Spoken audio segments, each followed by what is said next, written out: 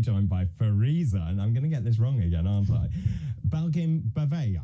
Almost. Okay, that's better than last time. A little bit, yeah. Yeah, fine. And joining us for the very first time, Luca Watson, who is a political commentator with Young Voices UK. Good morning. Thanks very much for having me. Yeah, no, pleasure to see. And brilliant to see both of you. Just in terms, let's start gently, shall we? What about your favourite word?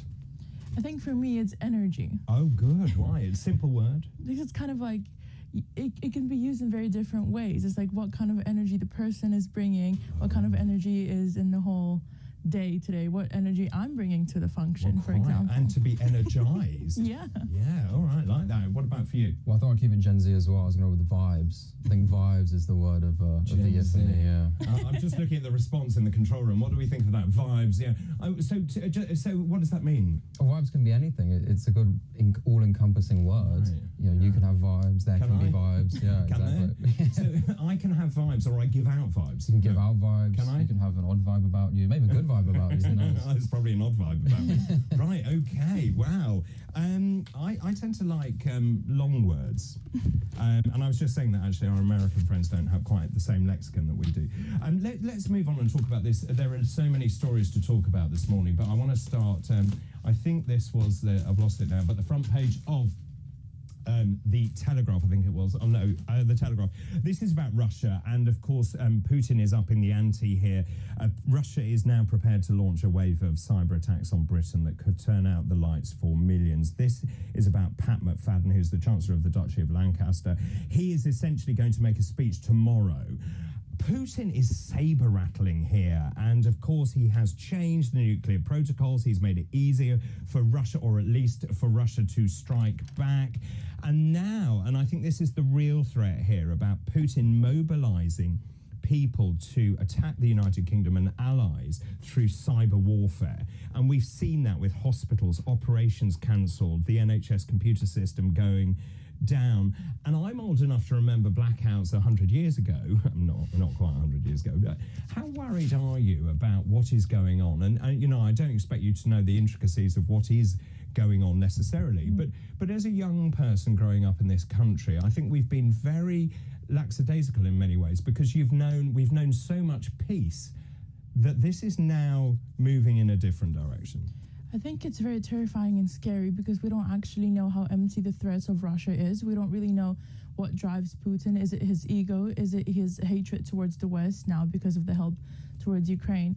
So I think we need to start really acknowledging the security threats that we are facing as the United Kingdom. And I guess going to the Gen Z thing, here it is. This is clever warfare. This is cyber warfare. This is honestly terrifying. I think we need to start acknowledging what is it that we're actually facing here. And I think we need to get the government to talk to the people and actually, you know, start explaining what can happen so that people are ready. So you think the government should in some way hold some sort of briefing for the public? I think so, because right now everyone's unaware of what's going to happen. General public have no idea what's happening, why the UK has allowed for Ukraine to, you know, use and fire UK-made missiles. I mean, that's a really interesting point, of course, and the ambassador has said that Britain is now in the front line because we have authorised, or through Biden, we've authorised the use of British-made, which is Fariza's point about the storm shadows. And I initially thought this meant that there was going to be more traditional warfare against this country. However, it looks like it will be much more subtle, but probably cause far more damage. Yes, and I think one of the problems with this non-linear warfare, so things like cyber attacks, is that it's not like once the war in Ukraine, if there is a peace deal, then it's done and we don't have to worry about it anymore. It's something that continue essentially forever. You know, Russia can continue even when there are no longer bombs flying in Bakhmut. We might still face attacks on the NHS and so on. And of course, Putin can distance himself from this, can't he, by using proxies? Well, and that's another thing, talking about the public reaction. It's not just the infrastructure cost that this could have, it's the psychological cost that I'm sure that Russia will deny they did it, will try and divert attention, claim it was other people who did it. And so we could see a real lack of trust as well in our institutions, in politicians when they claim it's Russia, many people not believing them, and false narratives emerging from that too. And that's a brilliant point about false narratives also influencing elections as well, the role of foreign hostile states on elections. Just as an individual, how worried are you? Because I think Fariza mentioned Putin's methodology or what underpins his belief. His belief system is he wants Mother Russia to be strong again. Yes, and also Russia sees us as quite funny for us maybe, but as the traditional enemy. They still have this idea of us as this really anti-Russia force, and we'll always be an anti-Russia force. And I'm not personally too worried. I think that perhaps maybe I overestimate our Should we have a briefing? capabilities. Yeah, maybe. I think the public need to be ready. There already have been cyber attacks on local councils, on the NHS and so on, and there is a risk of this escalating, so we should certainly be prepared. How worried are you, though? Do you think, I mean, you mentioned what's driving Putin. I think he's crazy enough to attempt something, but the question is whether he would really get away with it. There's another big story saying that even though Putin is warning the West, I think this is brinkmanship. I think it's the front page of the Express this morning is saying, here it is, the front page of the Express says, stand strong against Russia's nuclear threat. If we just go, oh, it's fine, you can have a bit of Ukraine, don't worry about it, we're just appeasing him because he will come back again. I know, but it's terrifying because how far are we willing to go to see if his threats are empty or not, you know?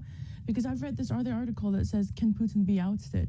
And I actually don't think that's the case in this situation, because a lot of people in Russia are so patriotic because of how he came into power in general. Yeah. Putin was viewed as the man of the people back after the collapse of the Soviet Union. So because after he was kind of providing stability after Yeltsin presidency, so to this day, people hold him in such high praise because of whatever he's done. So all over the country, despite them living in poverty and whatnot, they're so thankful for Putin, and they will stand with Russia and him to the point where it's actually terrifying. We don't know what are they going to do.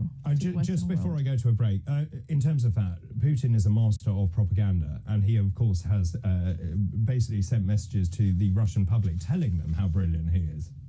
Yes, and he's and I don't think we see stories, it seems like ever since this special military operation, as it's euphemistically called in Russia, started, that there have been stories in the West saying he's going to be ousted at any minute. I remember those stories claiming that he might have had Alzheimer's or cancer and was going to die, and yet he's still here 2 years later, seems as strong as ever. So I don't think we should be too optimistic about him being on the way out anytime soon. But do you think the oligarchs are sitting behind him? Because my personal feeling is that he will be given enough lead. But if he oversteps that, I do think there are some very wealthy people and people of enormous influence in Russia that may well have other ideas for Putin. Well, this is the idea that why we should not worry too much about nuclear war, that if he does try and launch some sort of nuclear strike, that all the oligarchs whose children are studying here in London, for example, or of nice places out in Kensington, will be quite opposed to London becoming a nuclear hell site. So maybe a reason to be optimistic. You're less convinced. I'm less convinced because of back in the day when he first came into power, he was claiming that he can reel in the oligarchs that, gained immense wealth back in the 90s. But look at what's happening now in Russia. They all work hand in hand together. Me coming from post-Soviet country, it's terrifying, and you don't really know how they operate. And I think there's a lot of things that go, under the table. I'm sure. Murky stuff. Thank you for the moment. We'll take a break. We'll continue with our Future Politics panel after this break.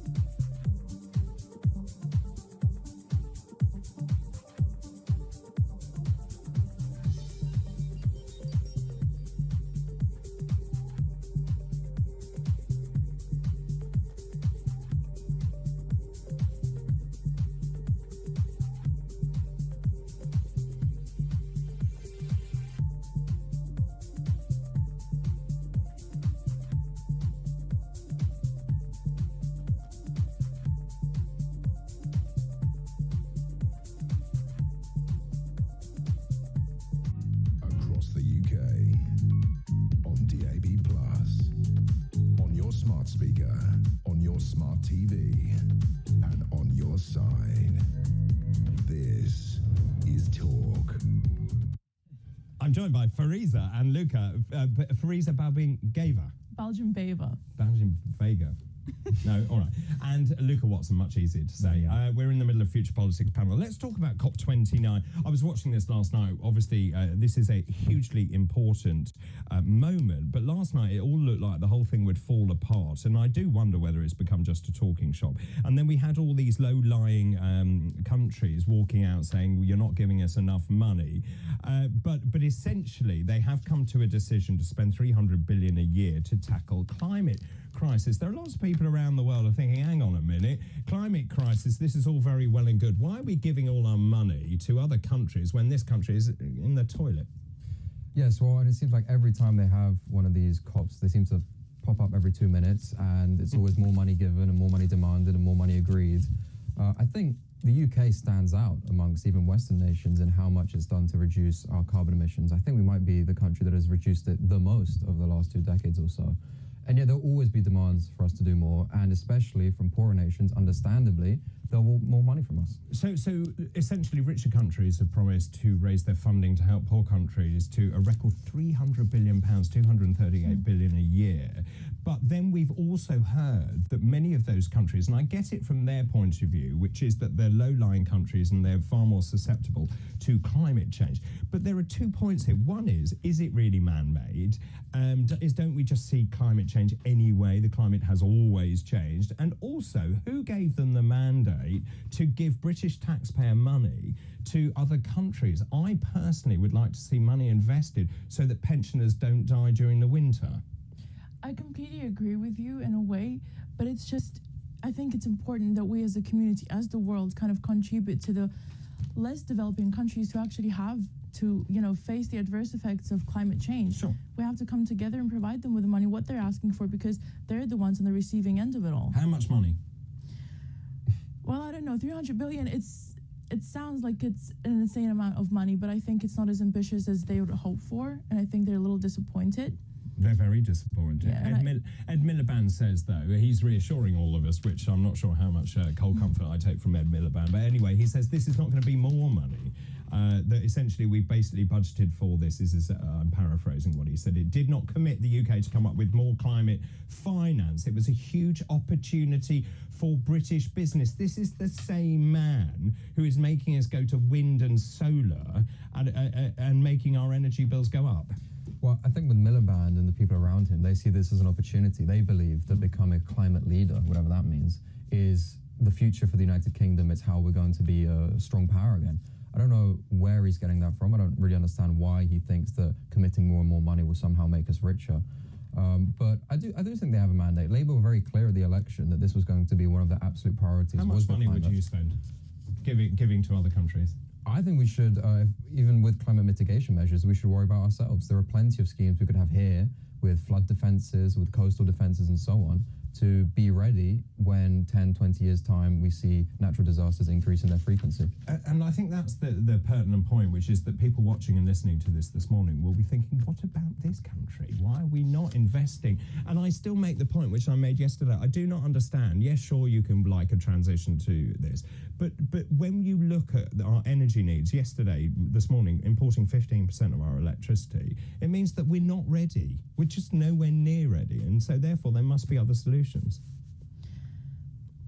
I think it's a very difficult conversation government is gonna have to understand where the priorities lay when it comes to climate change around the world, because I think that we can't really give away all the money that developing countries are asking for, because the state of the economy doesn't let us do that currently. What about China? What about India? The big polluters. Or about America. Or America. Very good. Well, no, because they're not going to give to do with anything. it. Yeah, Trump's not going to give Well, maybe anything. Trump's being clever. I don't know maybe he's saving more money than we are. But what's Trump's wins going to mean for the U.S. U.S. and climate change? I have no idea. Are they going to be included in it in the COP29 in the future? I think we have to wait and see. Yeah. On that note, we have to wait and see, because we have to go to an ad break. After the break, we'll continue with our conversation. This is Weekend Breakfast. Good morning.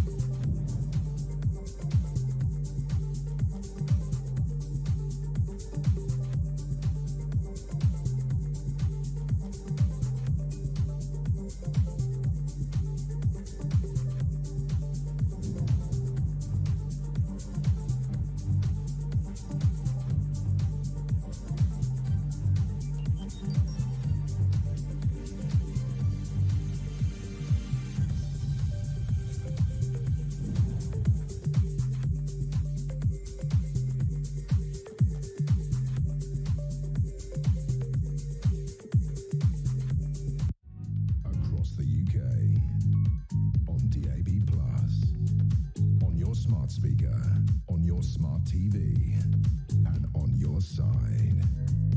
This is Talk. Welcome back. This is Talk 8:45. We're in the middle of our future politics panel. Let's go to the front page of The Observer now. This is the debate on assisted dying, which I've been talking about all morning. I feel very strongly about this, but it's a personal vote, right? And it's complex, actually, and there are quite careful safeguards around this bill. Where do you stand on it? Personally, I'm for it. I think that, especially if you've gone through it personally, family members who have had that sort of decline in the last few months and weeks. And the tragedy is, of course, there's no getting better. You just suffer and you're in immense pain and then you die. And so expediting that process somewhat, I think, makes sense for a lot of people. It's clearly what a lot of people would like. What about people saying, I feel a burden to my family, and I'm worried they're going to knock me off?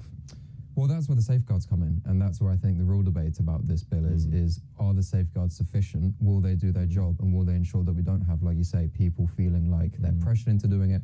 Or another big issue is, of course, with the NHS, who are known for messing things up, to put it politely. Well, Wes Streeting also said we need to look into the cost of this. I mean, what cost do you put on actually allowing people to die in dignity? Well, exactly, and that's another issue we have with the NHS, is that cost is always at the forefront of their mind, and so potentially you could see some mixed incentives, shall we say, when it comes to putting people on euthanasia, on a path to euthanasia. I mean, but you see, this is the very fine line, because I know as a physician there is already a fine line between titrating for analgesia and titration and the side effects of that titration.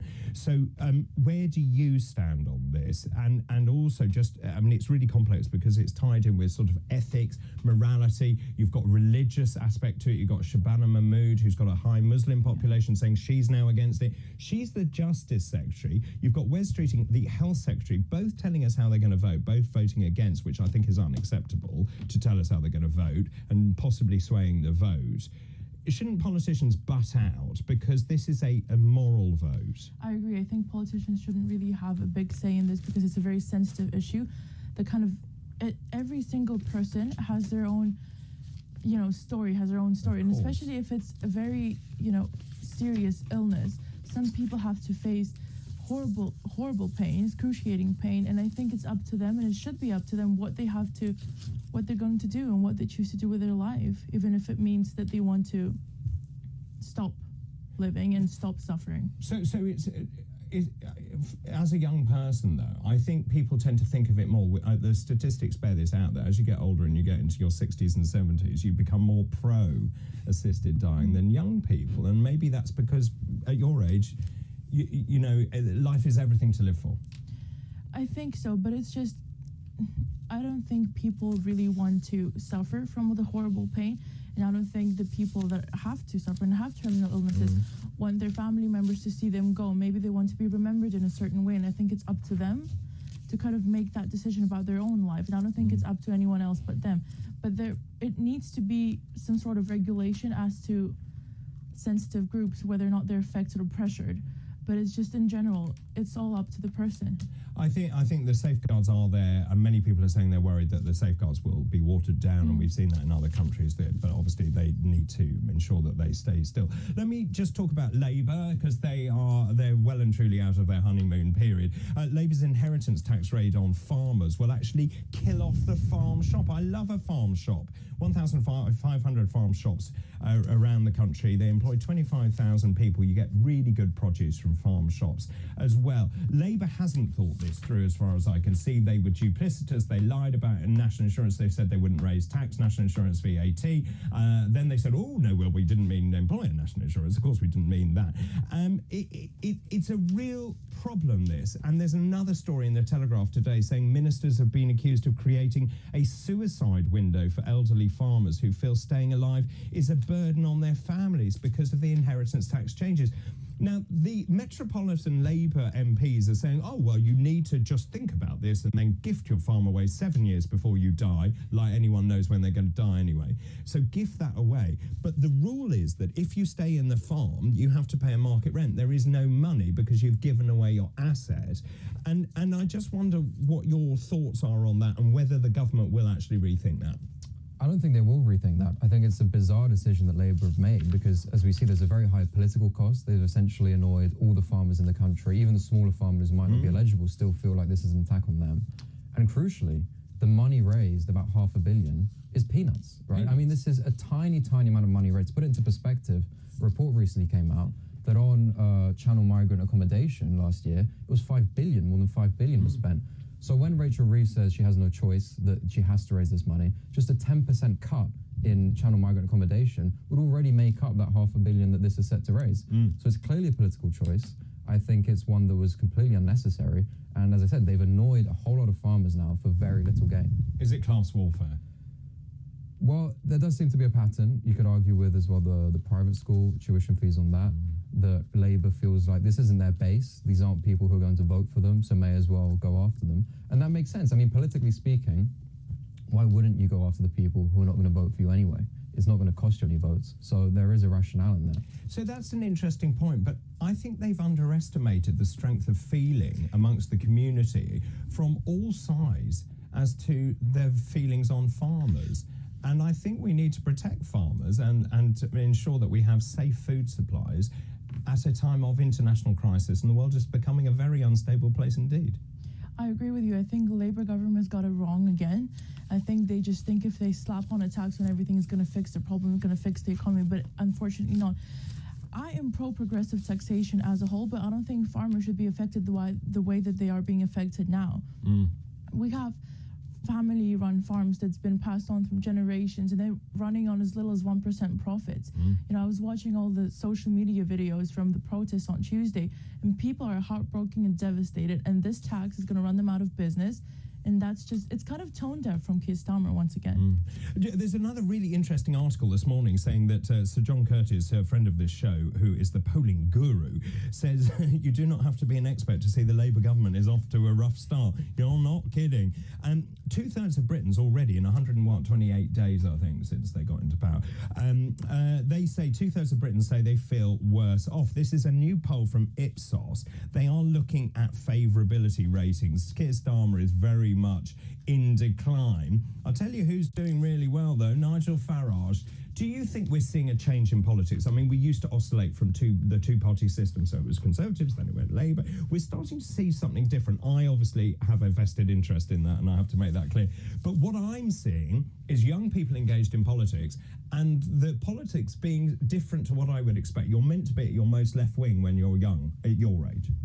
Well, that's not the trend in Europe. If you look at other countries, places like France, then it's certainly not the case that young people always vote left and older people vote right. That's, in a way, it's becoming unique to this country now, but that's still a trend. With the Farage thing, I'd caution you that he's still, I think, minus 50 roughly in favourability. So yeah, he's getting more popular, but he's coming from a pretty low start. I think he is the most popular in terms of the amount of people who find him favourable, but he is still struggling to beat that 20-25% ceiling that he seems to have. So what John Curtis says is the Conservative Party is not that popular. We're in a new world of multi-party politics where people have plenty of opinions. That has to be a good thing, actually, to have multiple parties. The one party, and they're really good at fighting elections, the Lib Dems, because they target all their resources into those particular seats. But they don't have the cut-through they should, I think, the Lib Dems. Your thoughts? I really don't know about who's... Well, unfortunately, I think we have the parties that people are fed up with in general, whether it's Conservative Party or Labour Party or even Reform. I think even Reform coming to the protest on Tuesday was kind of a little bit hypocritical, I think. Because how Brexit affected the farmers too, and the way, because a lot of farms have been... But many farmers voted for Brexit. I know, but also many farmers were kind of hoping to receive a lot of labour coming from Eastern Europe countries, and I think... But why don't we actually employ people in this country? Well, not a lot of people in this country want to be employed, unfortunately, I think. Well, that's the problem, isn't it? 1 million kids. Why don't they want to be employed? I don't know. I think it's a bigger problem that we need to have a conversation. I don't know if it's the laziness. I think it's maybe the unwillingness to work in certain environments, the unwillingness because the pay is so low, of the state of the economy, whether it is mental health, we have no idea. I think it's a bigger issue. Is it entitlement? I think there is an element. I mean, would you pick fruit for minimum wage? I did. No, I absolutely did when I was at school. I made detractors as well. You've picked the wrong example with me. Yeah. Well, I think entitlement's perhaps the wrong word. I think when it comes, young people want lovely trainers and they want, so do pensioners. Pensioners want everything paid for. They want their heating bills paid for. They want everything. Let's not go about entitlement here. Okay, so you would get rid of the triple lock, would you? Yeah, that's another thing I'm surprised Labour didn't do. They already annoyed all the pensioners by getting rid of the winter fuel allowance, and they saved a tiny amount of money. If you're going to annoy all the pensioners, actually make it worth it and make some real savings. Yeah, that's a really good point. Just finally, because time is tight, I just want to move on to this. I saw this and my eyes lit up. Now, in my day, we used to go out on a Saturday night and have loads of drinks, and you go to the pub, and young people don't do that in the same way. But there is a big article in our sister publication, the Sunday Times. Apparently, instead of Saturday nights and going out, the busiest hour, afternoons are now the big night out. Yeah, 100% is the case. Tell me. I think it's because everyone has their own routine now. Everyone likes their little routine. When you get back home in the evenings after a night out, you get to watch your own little show, you get to read your Kindle or a book. And I think everyone's prioritizing that right now because of the whole area of mental health awareness. Oh, really? And mindfulness and all of that. Everyone's very into it, and I think everyone has their own routine and needs to stick to their own So routine. you like a lunch? Yeah. You like going out at lunch? 100%. Is it lunch now? Is that a Well, thing? I'm doing my bit for the nighttime economy. And, yeah, Saturday night's still my night out. I'm not Is sure, it? I'm not sure Is about it? that. But at least No, not you me. are patronising. You don't have to drink alcohol, but at least you are going out to pubs. But it is very expensive. It is that's- very And, expensive. you know, you get a few pints and it's cost you £20 or something, especially in London. So I can see why young I was going people... to say that's cheap. Yeah, well, exactly. If that's in the outskirts of London, maybe. And so I think it is a cost thing. Already people are feeling squeezed from stuff like rent, bills, all that stuff. And so that extra £30, £40 on a Saturday night to go out, for a lot of people, they think it's just not worth And it. I was listening to Tim Martin, who owns Wetherspoon, saying that the prices are going up because, of course, employers' national insurance contributions means there's going to be an even bigger nail in the pub's coffin there. Thank you so much to the two of you.